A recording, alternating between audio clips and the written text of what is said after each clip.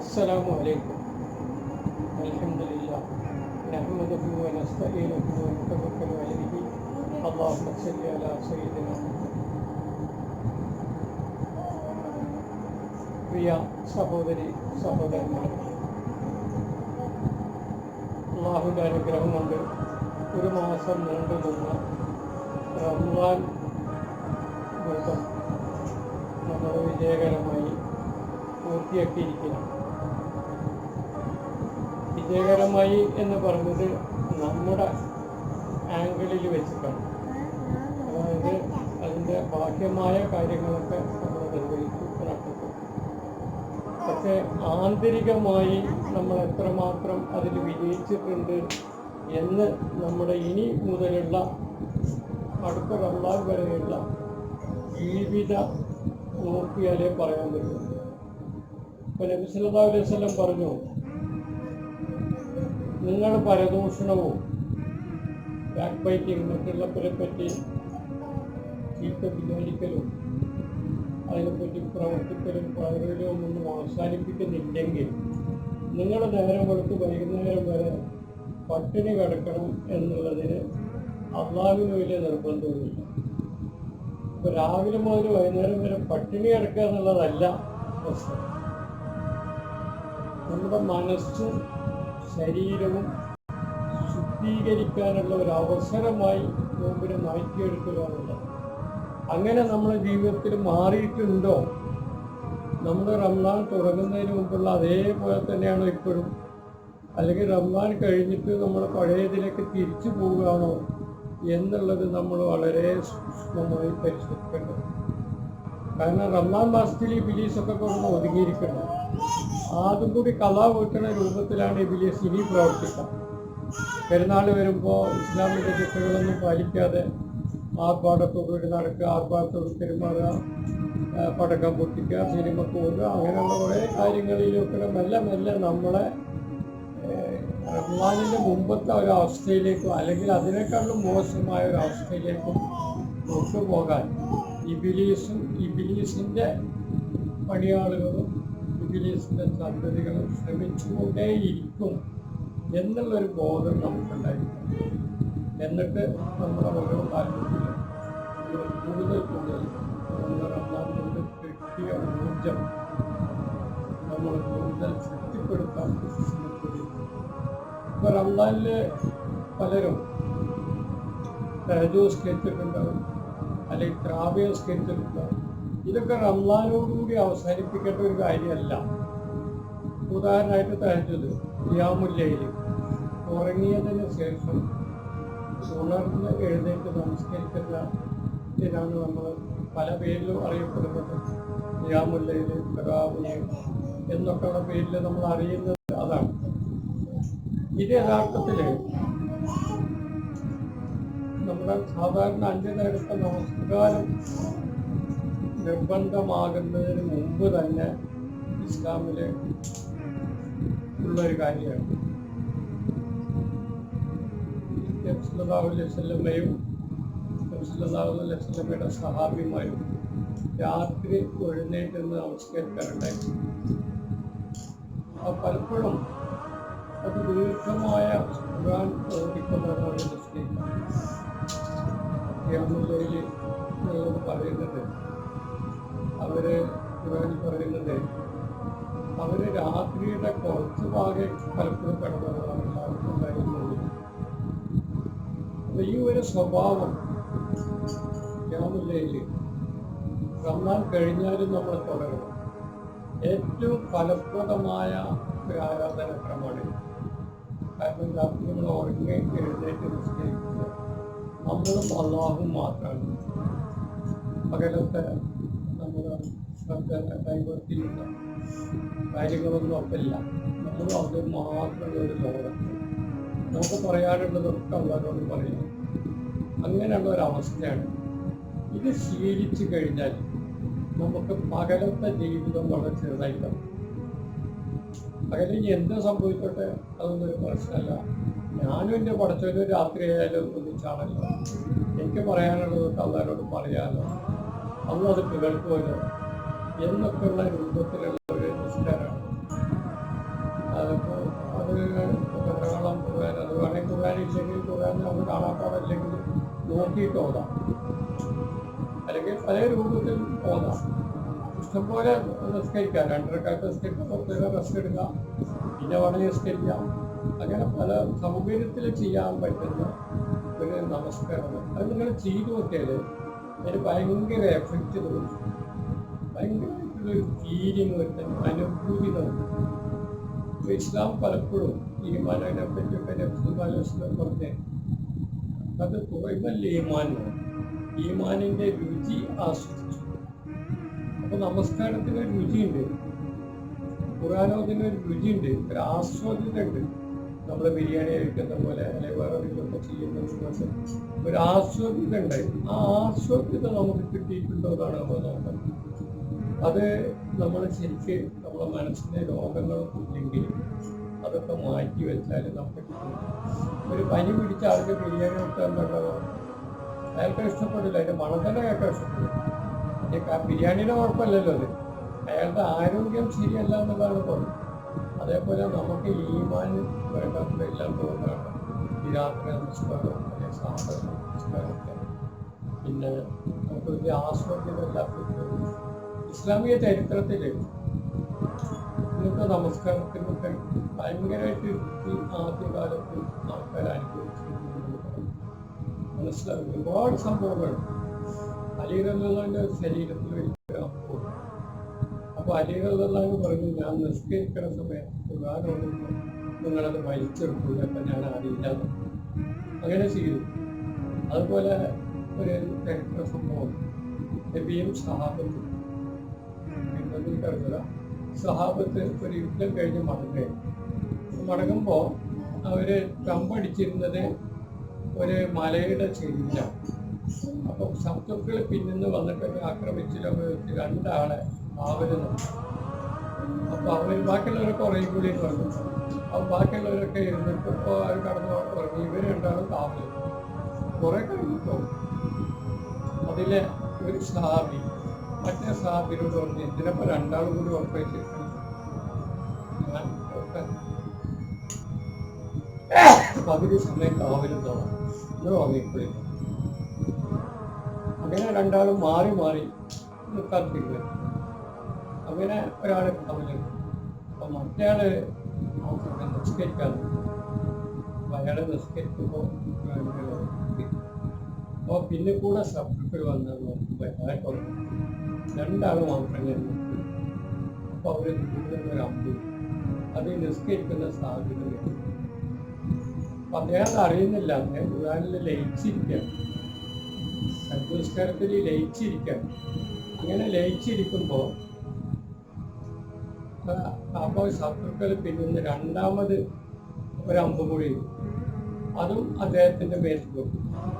അദ്ദേഹത്തിൻ്റെ മേത്ത് കൊണ്ടപ്പോൾ അപ്പോഴും അയാൾ അറിയുന്നില്ല. അങ്ങനെ അയാൾ ഓടിക്കൊണ്ടിരുന്ന സൂറത്ത് കഴിഞ്ഞപ്പോൾ എന്തോ മുഖത്തൊന്ന് തട്ടിയമായി തോന്നി. നോക്കുമ്പോൾ ചോര വരുന്നു, കായ്ക്ക് പോകുമ്പോൾ ചോര വരുന്നു. അപ്പോൾ അയാൾ എന്താ ശബ്ദമുണ്ടാക്കിയപ്പോൾ രാവിലെ എത്തുന്ന മറ്റേ ആൾ വന്ന് നോക്കുമ്പോഴാണ് ഇദ്ദേഹത്തിൻ്റെ മേത്ത് 2 അമ്പ് കൊണ്ടു.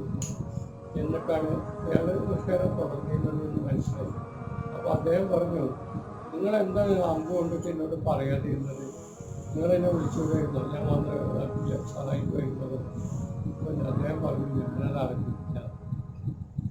ഈ രൂപത്തിലായിരുന്നു ആദ്യകാല മുസ്ലിങ്ങളുടെ ഒരു ലയിച്ച് ചേരായിരുന്നു.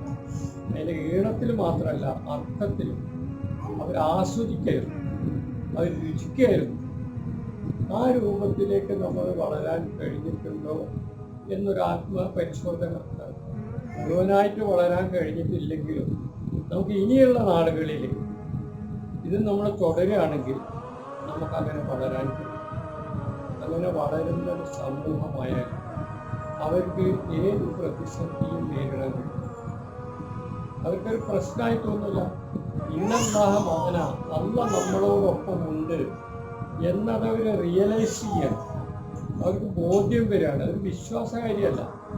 ആദ്യകാല സഹാബികൾക്കൊന്നും ഇസ്ലാമും ഈമാനും ഒന്നും ഒരു വിശ്വാസ കാര്യമായിരുന്നില്ല. അവർക്ക് ബോധ്യപ്പെടുന്ന കാര്യമാണ്. ഇപ്പോൾ പകലാണ് എന്ന് പറയുന്നത് ഞാനിപ്പോൾ നിങ്ങളെ അഭിസംബോധന ചെയ്ത് സംസാരിക്കുന്നു എന്നതുപോലെ അതൊരു വിശ്വാസകാര്യമാണോ? വിശ്വാസകാര്യമല്ല. നമുക്ക് ബോധ്യമുള്ളൊരു കാര്യമാണ്. അതൊരാൾ മനസ്സിലാക്കി തരേണ്ടതോ വിശ്വസിക്കേണ്ടതായ കാര്യമല്ല. ഇതേപോലെ തന്നെ ഇസ്ലാം എന്നുള്ളത് നമുക്ക് അനുഭവവിദ്യയാണ്. നമുക്ക് അനുഭവം ഉണ്ടാകണം. അതൊരു അനുഭവമാക്കി മാറ്റണം. നമ്മളെ നമസ്കാരമൊക്കെ അനുഭവമാക്കി മാറ്റണം. അങ്ങനെ ഒരു വിധാനത്തിലേക്ക് ഉയരാൻ വളരാൻ അല്ലാഹു നമ്മളെ സഹായിക്കുമാറാകട്ടെ. അതിനുള്ള ഒരു പരിശീലനമാണ് നമുക്കിപ്പോൾ ലഭിച്ചുകൊണ്ടിരിക്കുന്നത്. ഈ പരിശീലനത്തിൻ്റെയൊക്കെ സ്വഭാവം എന്താ വെച്ചാൽ അത് തുടർന്നാലേ നിലനിൽക്കുകയുള്ളൂ. ഇപ്പോൾ നമ്മൾ കുറേ യോഗ ചെയ്യുന്നു, അല്ല എക്സസൈസ് ചെയ്യുന്നു. ഇത് ഒരാഴ്ച ചെയ്ത് 2 ആഴ്ച ചെയ്ത് അല്ലെങ്കിൽ 1 മാസം ചെയ്ത് നിർത്തി വെച്ചാൽ അതിൻ്റെ ഗുണങ്ങളൊക്കെ ഇല്ലാതാവും. പിന്നെ നമ്മൾ ചെയ്ത് തുടരുമ്പോൾ നിലനിർത്തുമ്പോഴേ അത് കിട്ടുള്ളൂ. അതേപോലെ നമ്മളിപ്പോൾ റമദാനിൽ നേടിയ പരിശീലനം അത് നമുക്ക് ഔട്ട് ചെയ്യാൻ നമ്മുടെ ജീവിതത്തിലുടനീളം അല്ലെങ്കിൽ ഈ കൊല്ലം മുഴുവൻ നമുക്കത് കിട്ടേണ്ടതുണ്ട്. അപ്പോൾ അതിനെ വേണമെങ്കിൽ നമ്മൾ ഇതൊക്കെ അനുഭവമാക്കി മാറ്റണം. അതേപോലെ ഖുർആൻ, ഇപ്പോൾ അള്ളാഹുവിൻ്റെ അനുഗ്രഹം കൊണ്ട് ഖുർആനൊക്കെ പഠിക്കാൻ വളരെ എളുപ്പമാണ്. ഞാൻ തന്നെ ഖുർആൻ അർത്ഥസഹിതം പഠിക്കാൻ എളുപ്പമാർഗം എന്ന് പറഞ്ഞൊരു എഴുതി. അതിൽ ഖുർആൻ ആകെ 60 പേജേ ഉള്ളത്. അപ്പോൾ ഖുർആനിലുള്ള എല്ലാ പദങ്ങളും ഇതിലുണ്ട്, അതിൻ്റെ അർത്ഥമുണ്ട്. ആദ്യത്തെ 20 പേജ്, ആദ്യത്തെ ഒരു 12 പേജ് അത്യാവശ്യം ഗ്രാമറാണ്. അറബിൻ്റെ ബേസിക് ഗ്രാമർ അതൊക്കെ വെച്ച് പഠിക്കാം. ആദ്യത്തെ അക്ഷരങ്ങളാണ്. അക്ഷരങ്ങളൊക്കെ 5 ദിവസം ഒരു ദിവസം 5 അക്ഷരം വെച്ച് പഠിച്ചാൽ തന്നെ 5 ദിവസം, ഒരു ദിവസം 10 അല്ലെങ്കിൽ കൂടുതൽ എടുക്കത്തില്ല. ഈ ഗ്രാമറൊക്കെ 2 ആഴ്ച കൊണ്ട് പഠിക്കാം. പിന്നെ 20-ലധികം ആവർത്തിച്ച പദങ്ങളാണ് 20 പേജുകൾ. ഒരു പേജ് ഒരു ദിവസം എന്ന് പറഞ്ഞാൽ 20 ദിവസം പാടുള്ളൂ. അപ്പോൾ അത് ഒരു വാക്കിൻ്റെ അർത്ഥം പഠിക്കാൻ വലിയ ബുദ്ധിമുട്ടൊന്നുമില്ല. നമ്മൾ ശ്രദ്ധിച്ചില്ലെങ്കിൽ പോലും അൽഹംദു സർവസ്തുതിയും അൽഹംദു സർവസ്തുതിയും എന്ന് 20 പ്രാവശ്യം പറഞ്ഞാൽ ഓട്ടോമാറ്റിക്കായിട്ട് നമ്മളെ ബ്രെയിനിൽ റെക്കോർഡാവും. പിന്നെ നമ്മൾ അൽഹംദു എന്ന് പറയുമ്പോൾ സർവസ്തുതി എന്ന് കൂടെ വരും. അപ്പോൾ ഈ 20 പേജ് പഠിക്കാൻ വേറെ 20 ദിവസമാണ്. അത് പഠിച്ചാൽ തന്നെ 56% ഖുർആൻ്റെ പദങ്ങൾ പഠിച്ചു കഴിഞ്ഞിരിക്കും. പിന്നെ ഒരു 20 പേജുണ്ട്, 5-ലധികം തവണ ആവും. അത് നമ്മൾ ഇതേപോലെ ചെയ്താൽ 20 ദിവസം കൊണ്ട് അല്ലെങ്കിൽ 10 ദിവസം കൊണ്ട് പഠിച്ചു തീർക്കാൻ പറ്റും. പിന്നെ ആവർത്തിച്ച് വരാത്ത പദങ്ങൾ കൊടുത്തിട്ടുണ്ട്, അതും 20 പേജ് കൊടുക്കും.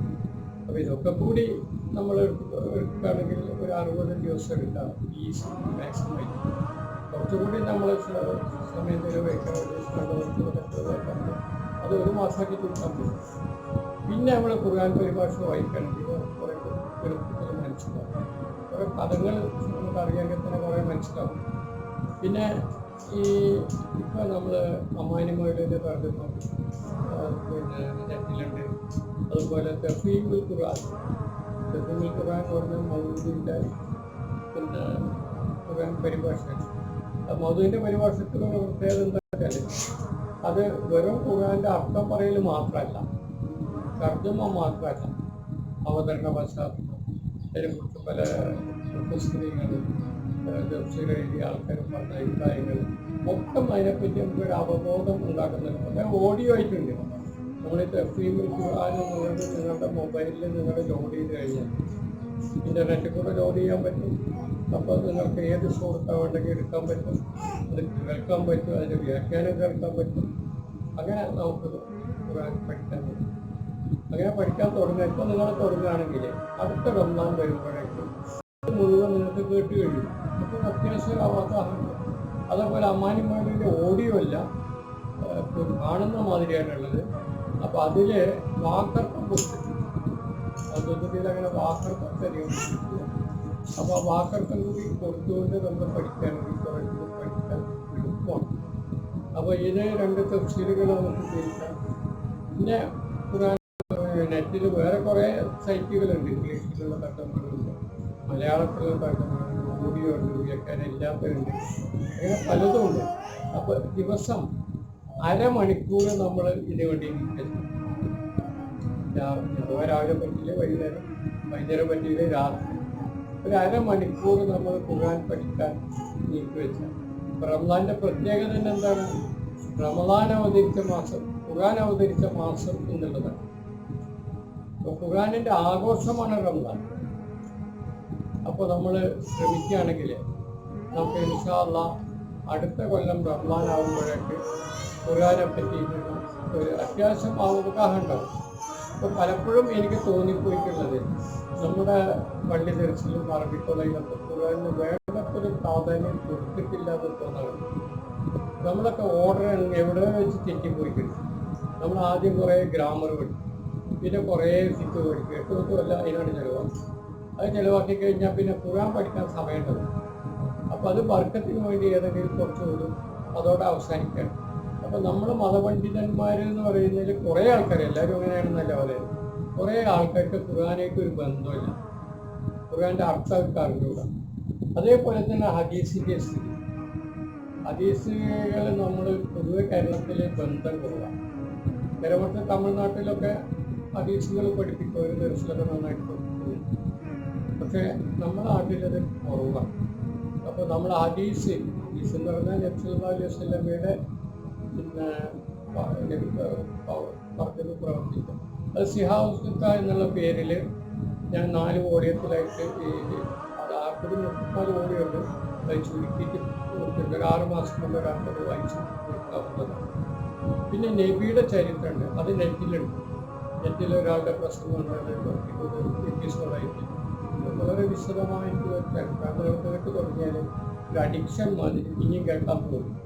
അപ്പോൾ അത് കേട്ട് ഒരാൾക്ക് കൂടെ കേട്ട് കഴിഞ്ഞാൽ ഖുർആൻ മനസ്സിലാക്കാനും അത് എളുപ്പമാണ്. ചിലപ്പോൾ മുസ്ലിമെന്ന് ഓരോ ആൾക്കിറങ്ങിയത് ഏത് വർഷത്തിൽ എന്താണ് എങ്ങനെയാണെന്നുള്ള അതിൻ്റെ വിവരണങ്ങൾ നമുക്ക്. അപ്പോൾ നിങ്ങൾ ഇപ്പോഴും നിയ്യത്ത് വെക്കുക, ദിവസം അരമണിക്കൂറെങ്കിലും ഖുർആനും ഹദീസും ഇസ്ലാമിൻ്റെ നബി ചരിത്രവും പഠിക്കാൻ. നിങ്ങൾ അങ്ങനെ ഒരു നിയ്യത്ത് വെക്കുകയാണെങ്കിൽ തീർച്ചയായിട്ടും ഇൻഷാ അല്ലാഹ് അടുത്ത കൊല്ലം റമദാനാകുമ്പോഴേക്കും സാധാരണ നമ്മളെ മതപണ്ഡിതന്മാർക്ക് ഉണ്ടാകുന്ന ഒരു വിവരം, അല്ലെങ്കിൽ ചിലപ്പോൾ അതിനേക്കാൾ മെച്ചപ്പെട്ട ഒരു വിവരം നമുക്ക്. അപ്പോൾ നമുക്ക് എന്താണ് ഇസ്ലാം, എന്താണ് ഇസ്ലാം അല്ലാത്തത് എന്നുള്ളത് വ്യക്തം. ഇപ്പം നമുക്ക് അധികം ആൾക്കാർക്കും എന്താണ് ഇസ്ലാം അല്ലാത്തത് അറിയാൻ പറ്റാത്തൊരവസ്ഥയാണ് കേരളത്തിലുള്ളത്. കാരണം കുറേ ഹിന്ദുക്കളുടെ ആചാരങ്ങളും ഉൾക്കൊണ്ടിട്ടുണ്ട്, കുറേ എവിടെ നിന്നൊക്കെ വന്ന ആചാരങ്ങൾ ഉൾക്കൊണ്ടിട്ടുണ്ട്. നമ്മൾ മതപണ്ഡിതന്മാരെന്ന് പറഞ്ഞ് കുറച്ച് ആൾക്കാർ കണ്ടെത്തി അവരിങ്ങനെയൊക്കെ പഠിച്ചു ഒരു 70 ദിവസം വേണ്ടത്ര പഠിക്കാതെ